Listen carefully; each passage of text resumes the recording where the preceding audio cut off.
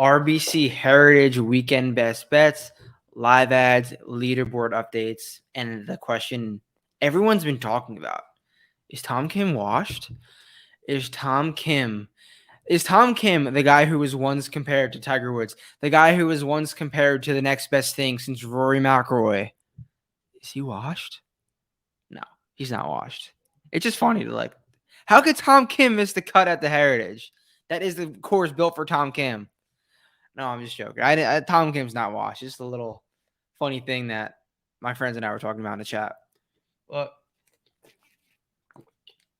we're here, RBC Heritage. It's been a fun first 2 days. Leaderboard is elevated event. I mean, what else can we ask for? It's another sick field. Jimmy Walker at the top, as everyone predicted. We all thought he would be 12 under, leading the field by 3. Truly ridiculous stuff from old Jimmy Dubs. And so let's bring up the leaderboard and let's start breaking it down. We'll talk about some guys and then we will go into our bets and who we think is going to win this event. So let's pull the leaderboard. So let me zoom in a little bit. As we can see, Jimmy Walker is up by 3. I mean, 65-65, no matter what golf course it is, that's playing golf. And the craziest part about it all is Jimmy, he's not gaining 12 strokes putting. He's getting 4 strokes on approach, which is one of the better stats in this field, in the entire field. So him getting 4 strokes on approach, that's good for 10th in the field. That's good. He's not flukily playing off. Will that hold up? No, it won't. He's still getting 4 strokes on the greens, but this is an approach-driven golf course. You have to be hitting your irons well, and that's what he's doing. But he's got guys like Scotty Scheffler, Xander Schauffele, John Rahm, a few strokes behind him. And he said in his interviews today that he was a tad nervous even today. So, Jimmy Walker, it's cool to see you playing good golf. You're not going to win this event. Scotty Scheffler, just a few strokes back. Scotty Scheffler, the cool part about Scotty Scheffler, I wouldn't even say cool part. It's crazy to think that Scotty Scheffler, he's gaining 3.2 strokes putting. If he does another 2 rounds of gaining 3.2 strokes putting, he's going to win this golf tournament. He's just simply going to. He has not gained this many strokes on the greens in a long time. He has been ball striking the hell out of it over the last X months and just putting poorly. He hasn't putted great since his damn win at the Masters last year. He went on that 4-win run and then he just lost the ability to have that touch around the greens. I mean, touch on the greens. He could chip in every damn hole, but he's gaining 3.2 strokes putting through 36 holes. If that keeps up, Scotty Scheffler is going to win this golf tournament. And which is a scary sight because you really only need him to gain 1 to 2 strokes with that tee to green play. Tee to green wise, Scotty Scheffler is gaining 2.7 strokes ball striking, which is kind of subpar for how he's been recently. But luckily, he's gaining on the greens, which has not been his thing of late. Justin Rose, I talked about Justin Rose early in the week, but I bet Tom Hoge over him. I'm not mad at myself because Tom Hoge was a better number, but it was kind of between those two. It was the Pebble Beach comp, and it's really showing now. Justin Rose is playing great golf. He started bogey on Thursday, and then he rattled off 11 straight birdies bogey-free. Pretty impressive stuff from Jay Rose, who has found something. He's getting 2 strokes on approach. He's getting 4 strokes around the green. Don't know if that's too sustainable. He doesn't have the best stat line, what I would really want going forward. So Justin Rose won't be a bet for me. The next bet I'm going to make, actually, no, we're not going to talk about this. We'll talk about who I think is going to win. We'll skip down to a bet that I'm going to make, and that's our guy, Patrick Cantlay. He's sitting at T5, 69-65, 8 under par. And I hate to say it, Patrick Cantlay's doing it again, guys. Patrick Cantlay's doing it again. Number 1 in this field, strokes gained ball striking.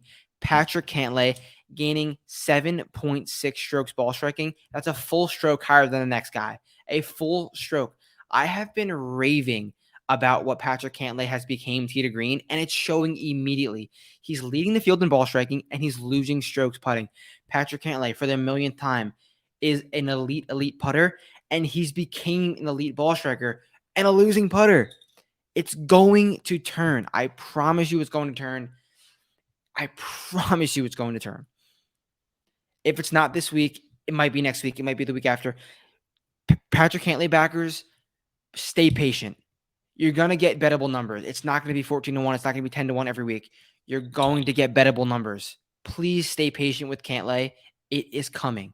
I promise you it is coming. So my bet is going to be Patrick Cantlay to finish in the top 5, which he already is at plus money, plus 130. I can see Patrick Cantlay winning this golf tournament. I will take the top 5, a place that he already is. He doesn't have to gain any more strokes, do it any better. Just play how he is now. Top 5, plus 130. I like that play. Okay. Second play, we'll skip down the leaderboard a little bit. We're going to go to our guy. There he is, Adam Svensson, sitting at T34, 71.67. Now, looking at Adam Svensson's profile, he's gaining 1.4 off the tee, gaining 5.1 on approach, which is good for second in ball striking. Sadly, he's losing a stroke and a half on the greens, and Adam Svensson has had success on these South Carolina, North Carolina, Georgia coastal tracks. He's a winner at RSM.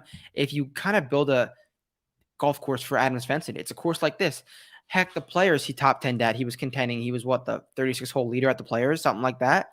Another very similar style course. He's playing well. He's not in the top 10, but he's playing well. He's clearly hitting the ball well, putting poorly. So Adam Svensson to finish inside the top 10 is 12-1. That's only, what, four